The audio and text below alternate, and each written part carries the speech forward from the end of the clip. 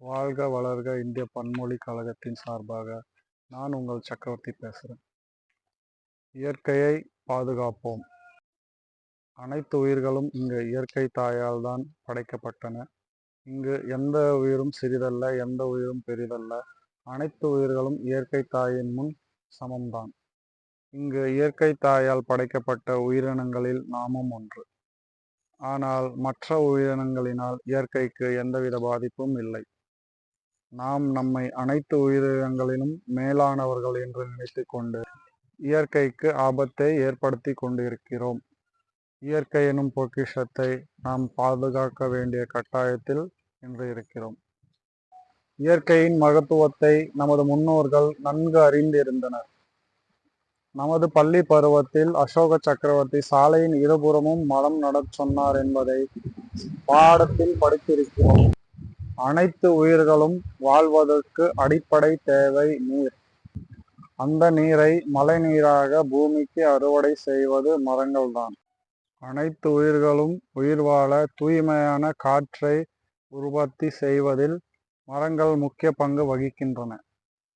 உலக நாடுகள் மத்தியில் நமது இந்தியாவின் புகழை வானளவு உயர்த்திய மதிப்புக்கும் மரியாதைக்குரிய ஐயா ஏபிஜே அப்துல் கலாம் அவர்கள் இயற்கையை மிகவும் நேசித்தார்.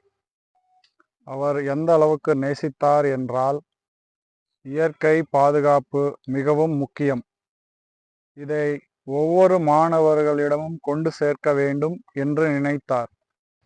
அப்பொழுது திரையில் பல கருத்துக்களை நகைச்சுவை உணர்வோடு கொண்டு மக்களிடம் சேர்த்து கொண்டிருந்தார் நமது சின்ன கலைவாணர் அண்ணன் விவேக் அவர்கள்.